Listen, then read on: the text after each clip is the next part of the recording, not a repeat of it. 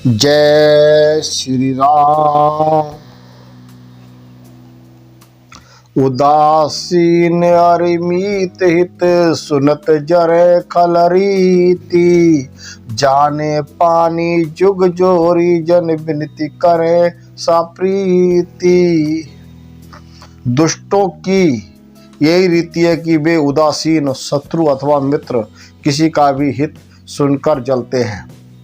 जो दुष्ट होते हैं उनकी रीति और रिवाज ये होता है, वो किसी की भलाई सुनकर ही जल जाते हैं। चाहे वो दुष्ट हो चाहे शत्रु हो, वो कभी किसी से मित्रता नहीं करते और वो किसी की भलाई सुनकर ही क्या करते, जलते हैं। ये जानकर दोनों हाथ जोड़कर जन मैं प्रेम पूर्वक उनसे विनय करता हूँ। मैं अपनी दस की निहोरा तिन निज और न लबहु भोरा।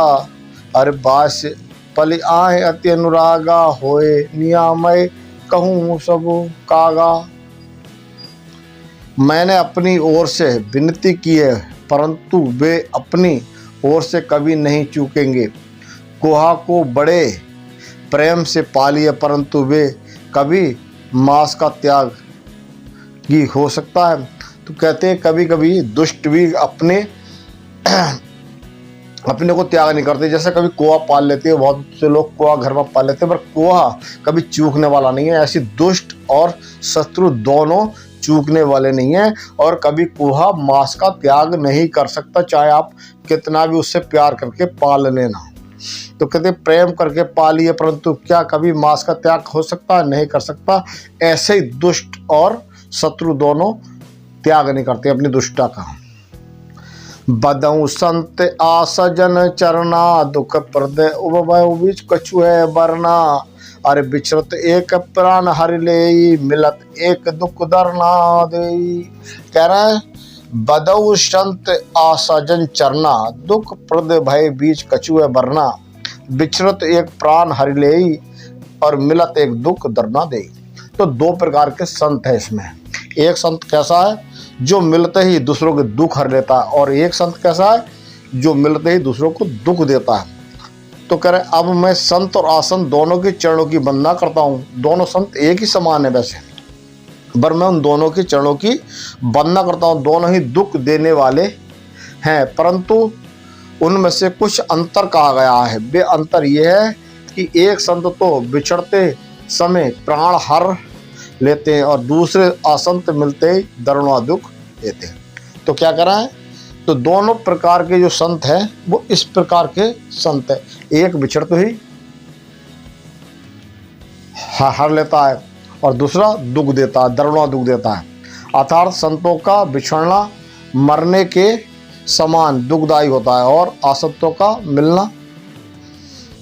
तो जो संत होते हैं वो कभी बिछड़ जाए हमसे तो समझ लो वो जो अच्छे संत है वो हमसे बिछड़ जाए या हम संतों से बिछड़ जाए, तो वहाँ पर कह रहे हैं तो वो हमारे मरने के समान हो जाता है। क्यों कि अच्छा जो संत होता है वो दुखों को हर लेता है और आसंत जो होते हैं वो दुख देते हैं। तो इसे दो प्रकार के संत बता रहे हैं यहाँ पर। एक संत मिले ही तो प्राण हर ले और दूसरा मिले तो दरुणा दुख दे। तो दोनों संत वैसे एक ही समान बता रहे हैं। अरे उपजऊ एक संग जग है माई जल जंग जोक जीवन गुण बिखलाई।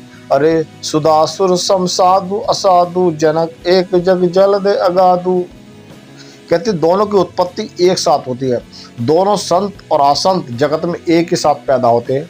दोनों संत और असंत दोनों जगत में एक साथ पैदा होते हैं, पर एक साथ पैदा होने वाले कमल और जोक की तरह अनेकों गुण अलग अलग होते हैं। जैसे कमल दर्शन और स्पर्श से सूखा देता है किंतु जोक शरीर का स्पर्श करते ही रक्त चूसने लगती है। साधु और असाधु, संत और असंत दोनों की उत्पत्ति एक साथ इसमें होती है। तो साधु जो होता है, संत जो होता है वो जैसे तालाब में पानी भरा होता है तो कमल के समान होता है, और जोक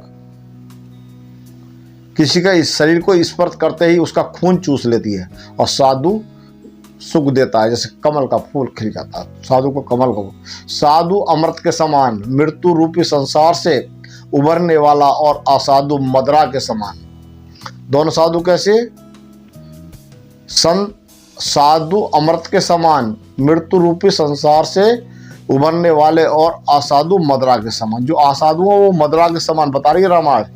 असाधुओं को मदरा के समान, जिसको ज्ञान नहीं है, जिनको सत्संग का ज्ञान नहीं है, तो ऐसे लोगों को असाधु मदरा के समान। मोह प्रमद जड़त, ये कहते हैं मोह और प्रमाद और जड़त उत्पन्न करने वाला, दोनों की उत्पत्ति करने वाला जगत रूपी अगध समुद्र एक ही है। मतलब साधु और संत की उत्पत्ति करने वाला परमात्मा कौन? एक ही है। दोनों की उत्पत्ति करने वाला जगत रूपी अगध समुद्र एक ही है। समुद्र बोलते हैं परमात्मा को। परमात्मा जो है दोनों की उत्पत्ति करने वाला एक ही है।